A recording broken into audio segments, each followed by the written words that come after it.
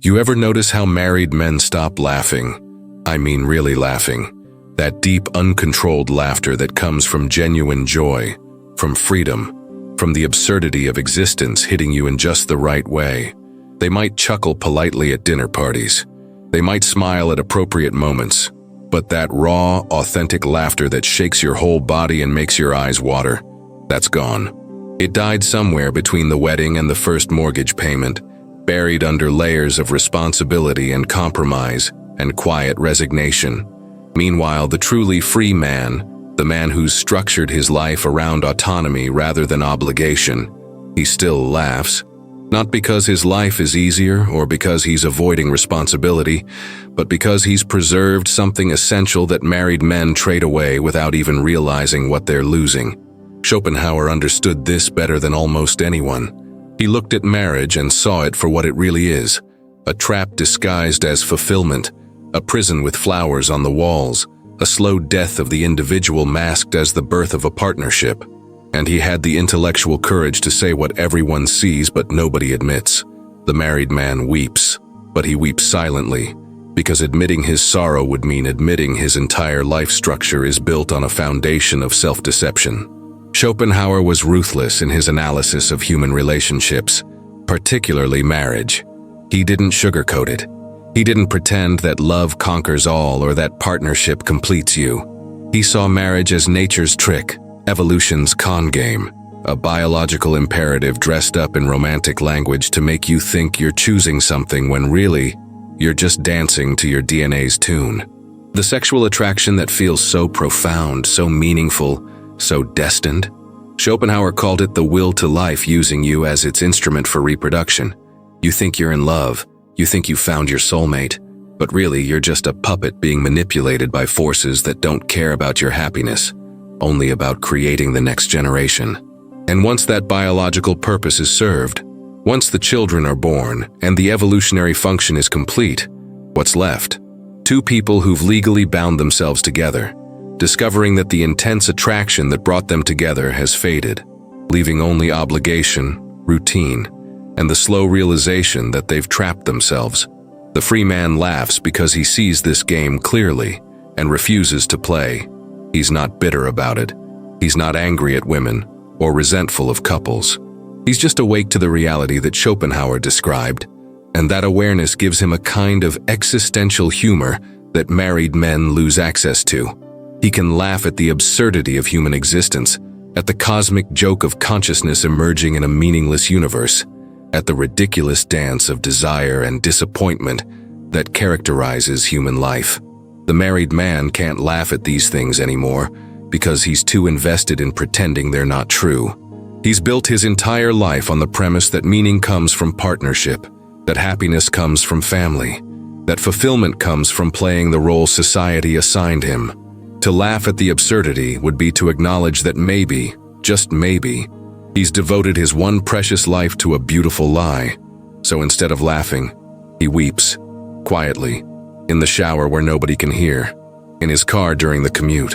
In those moments between sleep and waking where the performance stops and reality crashes in, let me paint you a picture of two different Sunday mornings and watch how laughter appears in one and disappears from the other. The free man wakes up when his body decides it's time to wake up.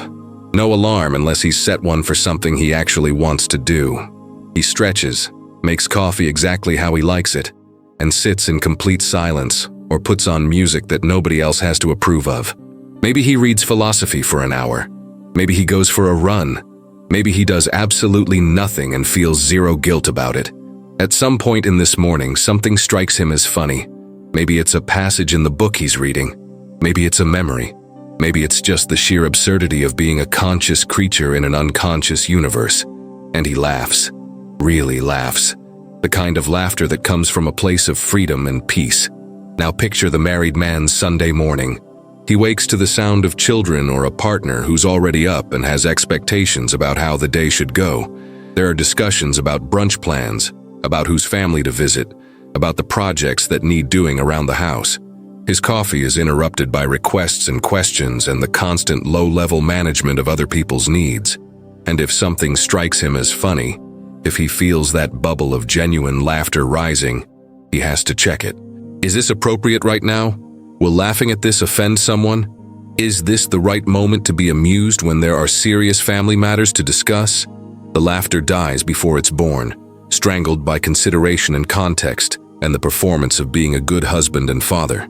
Schopenhauer believed that life is essentially suffering, that desire creates pain because we're always wanting what we don't have, and satisfaction is always temporary before new desires emerge.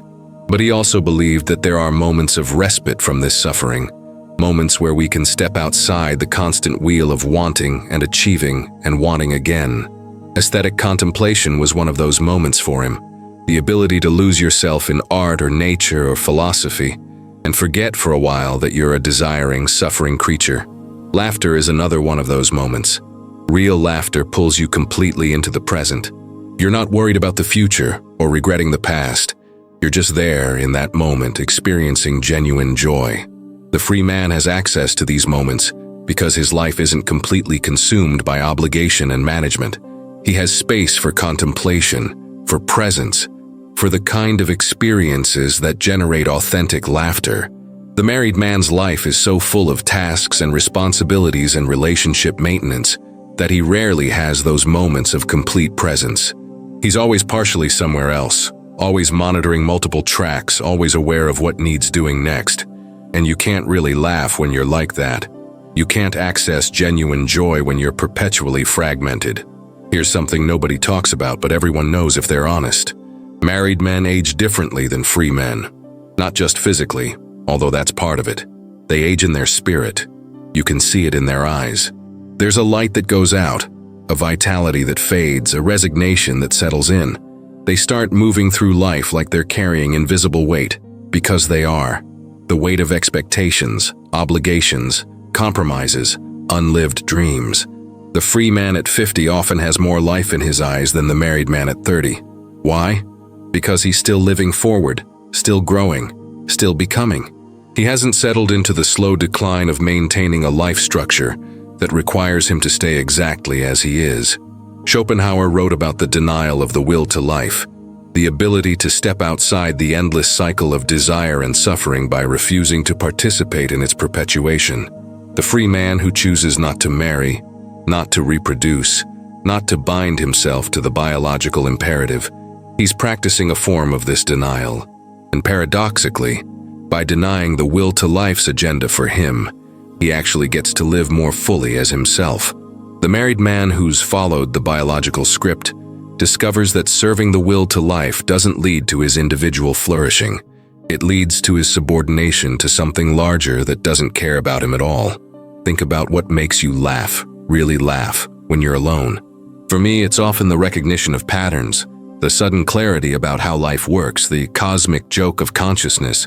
It's Schopenhauer's observation that we're like puppets convinced we're pulling our own strings when really we're being pulled by forces we barely understand. It's the absurdity of people taking themselves so seriously when we're all just temporary arrangements of matter stumbling around on a rock flying through space. The free man can laugh at this because he's got enough distance from social programming to see it clearly. He's not so invested in the stories culture tells that he can't recognize them as stories. The married man can't laugh at these things because he's inside the story. He's performing in the play. To laugh at the absurdity would be to break character, and breaking character in marriage has consequences. So he keeps a straight face. He plays his role. And the laughter that might have saved him, that might have given him perspective and distance and the ability to not take it all so seriously, that laughter gets locked away. Where are you experiencing this from? What city is home to you right now as you're watching this? I'm asking because I'm genuinely curious about how this message lands in different parts of the world, different cultures, different contexts. Are you in Singapore, navigating intense family pressure and cultural expectations around marriage? Are you in Chicago, watching your friends disappear one by one into marriages that seem to drain the life from them? Are you in Madrid, Rio, Stockholm, Cairo, trying to hold on to your autonomy in a world that insists coupling is maturity? Drop your city in the comments because I want to understand where these ideas resonate, where men are waking up to the reality that Schopenhauer described over a century ago. But that's just as relevant today.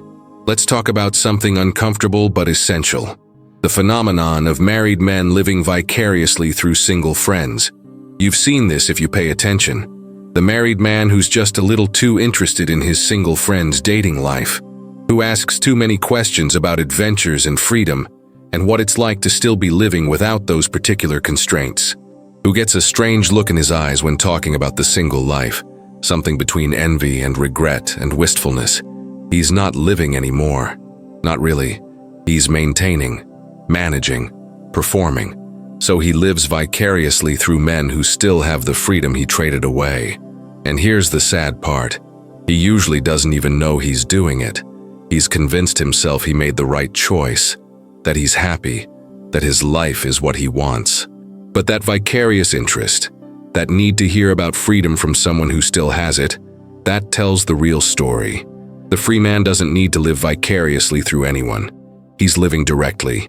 His experiences are his own. His choices are his own. His laughter is his own, not borrowed from someone else's life. Schopenhauer had this insight about suffering that's crucial here. He said that life swings like a pendulum between pain and boredom. When we're desiring something we don't have, we suffer from want. When we achieve what we wanted, the satisfaction is brief before boredom sets in. And then we need a new desire to escape the boredom, which creates new suffering. Marriage is supposed to end this pendulum for men. You achieve the wife, the family, the settled life, and supposedly that brings lasting satisfaction.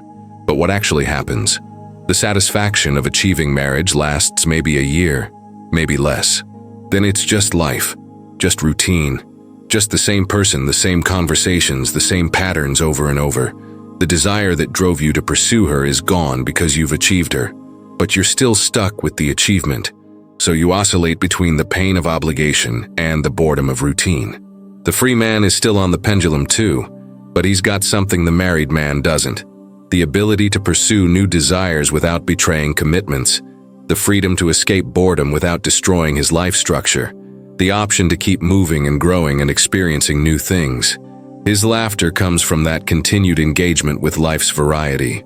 The married man's silent weeping comes from being frozen in place. Here's a question that will make married men uncomfortable. When was the last time you did something truly spontaneous?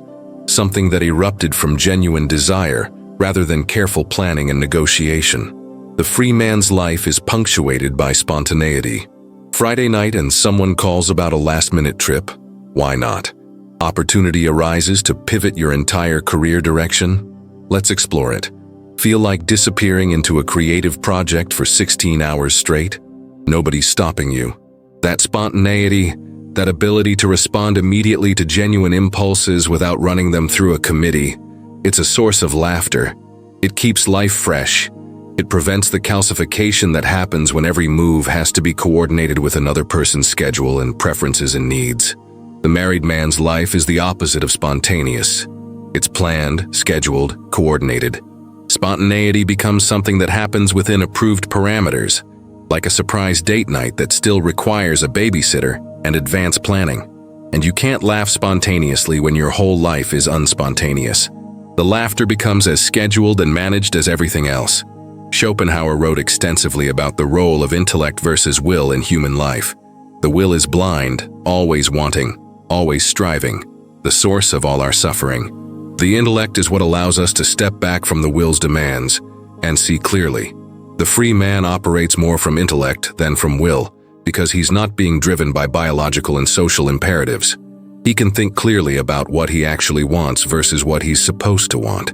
He can analyze his life from a distance and make adjustments. That intellectual freedom, that ability to use your mind for clear seeing rather than justifying choices you've already made, it's liberating in a way that produces laughter. You see the game. You see how it works. You see people trapped in patterns they don't recognize. And there's a dark humor in that recognition. The married man can't operate from intellect in the same way because his intellect has been subordinated to will. He wanted the woman, he pursued her, he married her, and now his intellect's job is to justify that choice and make sense of his life rather than examine it clearly. His thinking has become defensive rather than exploratory, and defensive thinking doesn't lead to laughter. It leads to rationalization and quiet desperation. Let me tell you about a specific kind of laughter that only free men have access to. The laughter of recognition when you see other men's cages. You're at a dinner party and you watch the married men carefully monitoring their wives' reactions to what they say, self-censoring in real time, performing the version of themselves that's acceptable. Or you see the married man who can't make a simple decision about whether to order another drink without checking in, without gauging whether it's okay.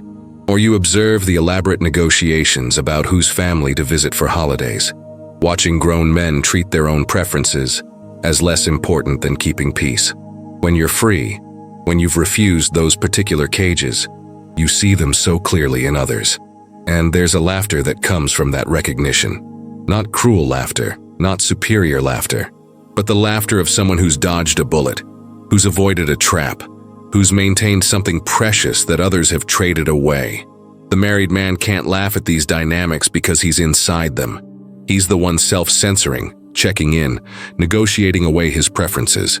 If he laughed at it, he'd have to acknowledge what he's become. Schopenhauer believed that the highest form of human existence was the aesthetic contemplation of ideas and beauty, losing yourself in thought or art or music in a way that temporarily frees you from the will's demands.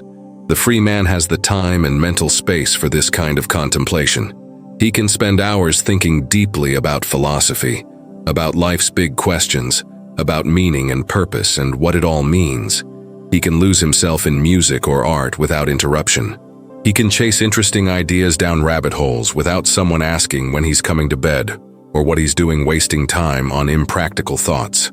That contemplative life, that rich inner world, it's a source of deep satisfaction that often expresses as quiet laughter at the beauty and absurdity of existence. The married man's inner life gets crowded out by outer demands. He doesn't have time for deep contemplation. He doesn't have space for following his curiosity wherever it leads. His mind is always partially occupied with relationship management, with remembering things he's supposed to remember, with planning and coordinating and managing. And without that rich inner life, without that contemplative space, a certain kind of laughter dies. The laughter of intellectual discovery, of sudden insight, of ideas connecting in beautiful and unexpected ways. Here's something Schopenhauer understood that modern society tries desperately to hide. Children don't make you happy. They're biologically programmed to be compelling, to trigger your protective instincts, to make you willing to sacrifice everything for their survival. But they don't make you happy. They make you exhausted, anxious, financially stressed, and time poor. The free man can laugh at the cosmic joke of reproduction. Nature tricks you into thinking you want children by making the process of creating them intensely pleasurable, then sticks you with decades of sacrifice that serves nature's agenda, but not your individual flourishing. The married man with kids can't laugh at this because he's living it. He's made the sacrifice. Admitting that it doesn't lead to happiness would be admitting that he's given up his freedom, his resources, his time, his identity for something that serves evolution, but not him. So instead of laughing at the absurdity, he performs gratitude. He posts the smiling family photos. He talks about how blessed he is. And late at night, he weeps silently because the gap between what he's supposed to feel and what he actually feels is unbearable. The free man's laughter often comes from a place of gratitude, which might seem counterintuitive. Gratitude for what? He doesn't have the wife, the kids, the family that society says you should be grateful for. But he's grateful for his freedom. He's grateful that he can structure his life according to his actual values rather than inherited scripts. He's grateful that his time is his own. He's grateful that his resources serve his purposes. He's grateful that he can pursue meaning in ways that make sense to him, rather than ways that society approves of. That gratitude, that deep appreciation for a life lived on his own terms, it bubbles up as laughter. Not manic laughter, not desperate laughter, but the quiet, satisfied laughter of someone who's won a game most people don't even know they're playing. The married man can't access this gratitude because he's always comparing what he has to what he's supposed to have, always measuring his life against other people's marriages, always wondering if he's doing it right, and comparison kills gratitude. It replaces it with anxiety and competition, and the constant sense that you're not quite enough. Think about the role of silence in laughter. Real laughter often emerges from silence, from space, from not being bombarded with constant stimulation and demands. The free man has silence in his life, hours of it, days of it if he wants, time where nothing is required of him and he can just be with his own thoughts, his own existence, the simple fact of being alive. And from that silence, from that space, laughter emerges naturally. It's the laughter of presence, of awareness, of being fully here rather than constantly racing to the next obligation. The married man has no silence. His life is full of noise, children's voices, partners' needs, television playing, constant discussion about logistics and plans and problems. Even when he's physically alone, his mind is noisy with all the things he's supposed to be thinking about and doing and managing. And you can't laugh from noise. You can't access that deep well of existential humor when you're perpetually overstimulated and overwhelmed. The silence has been driven out of his life, and with it, a certain quality of laughter. Schopenhauer had this fascinating insight about personality and relationships. He said that beneath all the romantic attraction and sexual desire, people are fundamentally alone. That intimacy is ultimately an illusion, because you can never truly know another person's inner experience. The free man has made peace with this existential loneliness. He doesn't expect another person to complete him, or to fully understand him, or to end his fundamental aloneness in the universe. So he relates to people honestly, without the desperate need for them to be what they can't be. And there's a lightness in that, a humor in accepting the human condition rather than fighting it. He can laugh at the impossibility of true intimacy while still enjoying connection. The married man is fighting this reality constantly. He's supposed to have found the one person who truly gets him, who completes him, who ends his loneliness. But deep down, he knows it's not true. He's still alone inside his own consciousness. His wife is still a mystery in crucial ways. The intimacy he thought marriage would provide remains elusive, but he can't admit this, can't laugh at it, because admitting it would mean admitting that the central promise of marriage is a lie. So he weeps silently at the loneliness of lying next to someone every night and still feeling utterly alone. Let me tell you about the laughter that comes from watching people take seriously things that aren't serious. Status games, social hierarchies, keeping up with neighbors, having the right car, the right house, the right vacation photos for Instagram. The free man can laugh at all of this because he's not playing these games.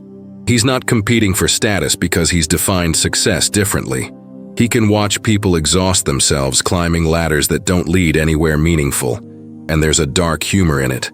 The married man can't laugh at these games because he's in them. He's climbing too. His wife wants the nicer house, his kids need to go to the right schools. His social circle judges him by visible markers of success. He's trapped in status competition, and the only way to make that bearable is to pretend it matters, to take it seriously, to believe that having more or better or newer actually means something. If he laughed at it, if he recognized it as the absurd waste of life that it is, he'd have to change everything. So instead, he participates grimly, weeping internally while smiling externally.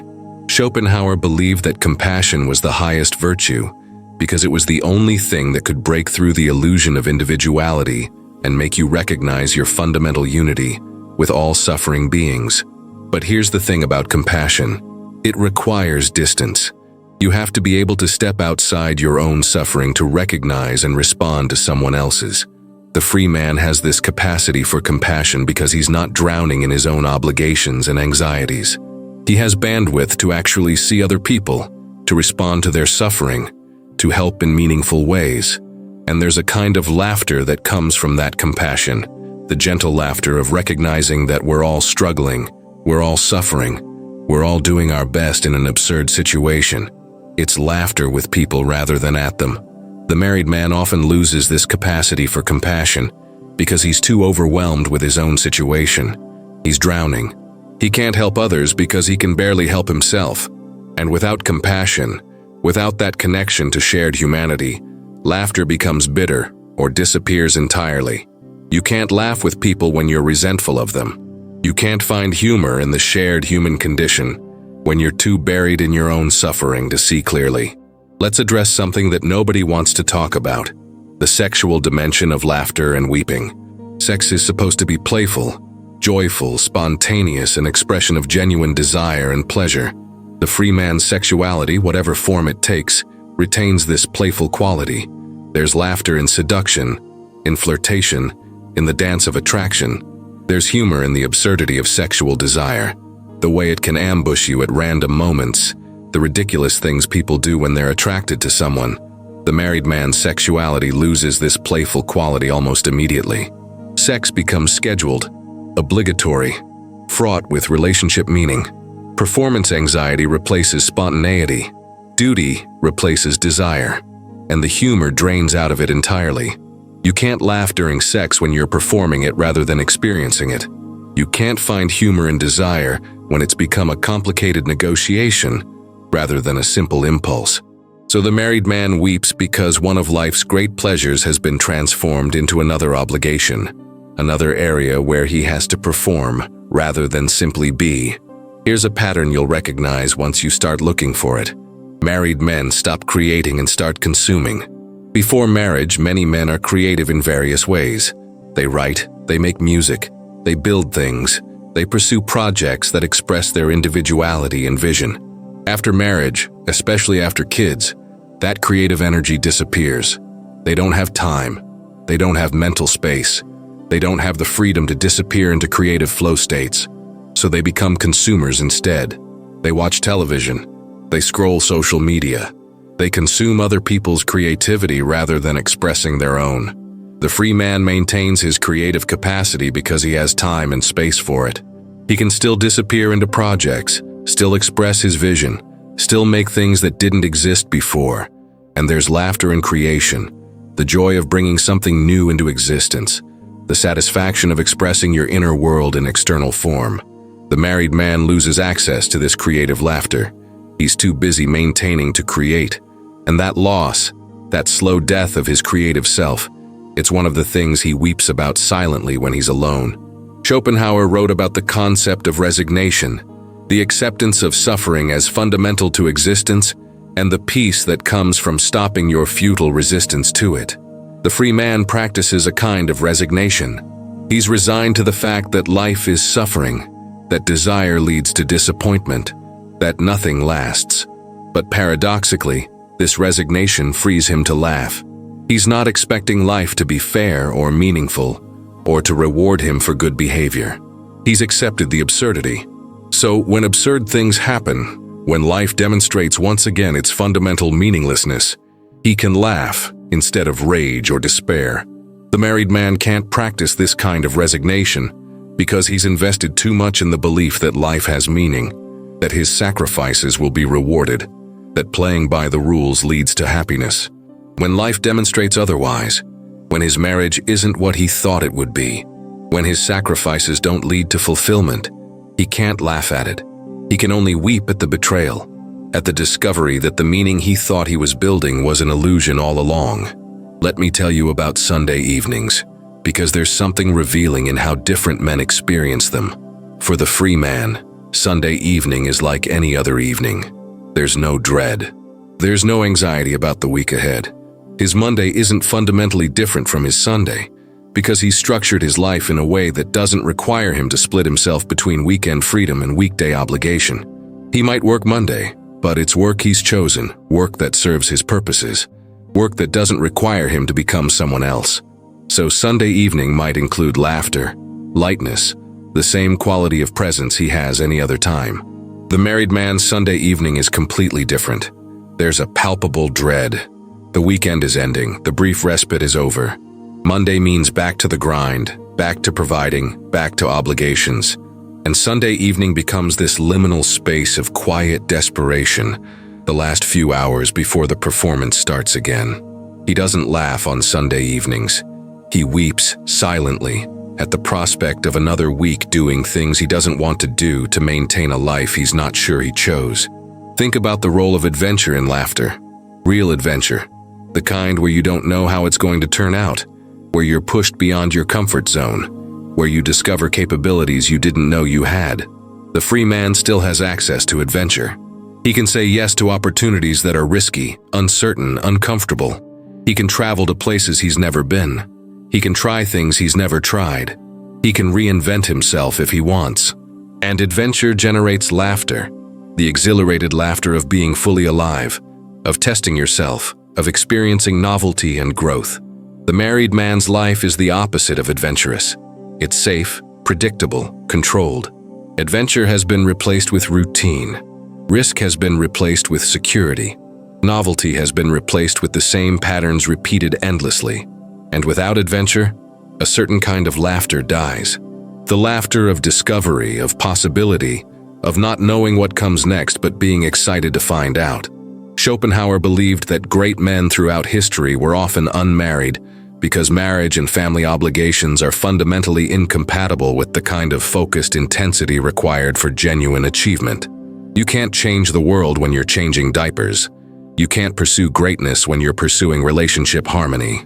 The free man who aspires to something larger than personal comfort and family life, he's following in a long tradition of men who chose achievement over domestication. And there's laughter in that pursuit, the satisfaction of working towards something meaningful, of pushing your capacities to their limits, of contributing something that outlives you. The married man who might have achieved something significant, who might have made a real contribution, he's traded that possibility for the comfort of family life. And late at night, when he thinks about what he might have been if he'd chosen differently, he doesn't laugh. He weeps for the unlived life, for the potential that died when he said, "I do." Here's the ultimate difference between the free man's laughter and the married man's silent weeping. The free man is living a life he's chosen and can change if he wants. The married man is living a life he's trapped in and can't escape without catastrophic loss. Choice versus constraint. That's what it comes down to. The free man laughs because even when life is hard, even when he's struggling, it's his struggle. He chose it. He can unchoose it. He's the author of his own story. The married man weeps because his struggles aren't fully his own anymore. He's struggling for and because of other people. He can't just walk away. He's written himself into a story he can't rewrite without destroying everything he's built. And that lack of exit, that sense of being permanently locked in, it kills laughter and replaces it with quiet, desperate sorrow. Now I need you to do something. I need you to comment below with 3 words. I choose laughter. Not because you're declaring you'll never marry. Not because you're saying married people can't be happy. But because you're declaring that you refuse to live a life of quiet desperation. That you're committed to structuring your existence in a way that preserves joy and freedom and authentic self-expression. 3 words. I choose laughter. It's a declaration that you see what Schopenhauer saw, that you understand the game, and that you're going to play it consciously rather than sleepwalking into obligations that kill the part of you that makes life worth living. Drop those words in the comments right now as a commitment to yourself that you're going to be someone who laughs genuinely rather than weeps silently. After you've done that, subscribe to this channel because you've just discovered one of the few places that will tell you the truth about masculine existence without sugarcoating it or selling you comfortable lies. This is where we examine life through the lens of philosophy's greatest minds, where we apply their insights to modern circumstances, where we give you permission to question everything society tells you about how you should live. Hit that subscribe button because these conversations matter, because you deserve access to ideas that challenge rather than confirm, because you recognize that real growth comes from uncomfortable truths rather than comfortable illusions. Give this video a like because you understand that the algorithm needs to know there's an audience for philosophical honesty, for content that treats you like an intelligent adult capable of handling reality, rather than like a child who needs to be protected from hard truths. But here's what you really need to understand. Everything we've explored today about laughter and weeping, about freedom and constraint, about Schopenhauer's insights into the nature of human suffering and the traps that intensify it, this is just the foundation. There are deeper truths waiting, more uncomfortable realities about how modern society is structured, to extract your life force and channel it toward purposes that don't serve you. There are insights about masculine power and purpose that build on what we've discussed here, and take it somewhere that will fundamentally change how you see your options and your path forward. I can't tell you exactly what's coming, because you need to experience the progression. You need to build the understanding piece by piece. But I can promise you this: if what you heard today made you think, made you question, made you see familiar things in a new light, what's coming next will go even deeper. It will connect dots you didn't know needed connecting. It will reveal patterns you've been living inside without seeing. Make sure you're here for it. Make sure you don't miss the next step in understanding what it actually takes to build a life of genuine freedom and authentic joy in a world designed to domesticate you into silent, desperate service to agendas that aren't your own.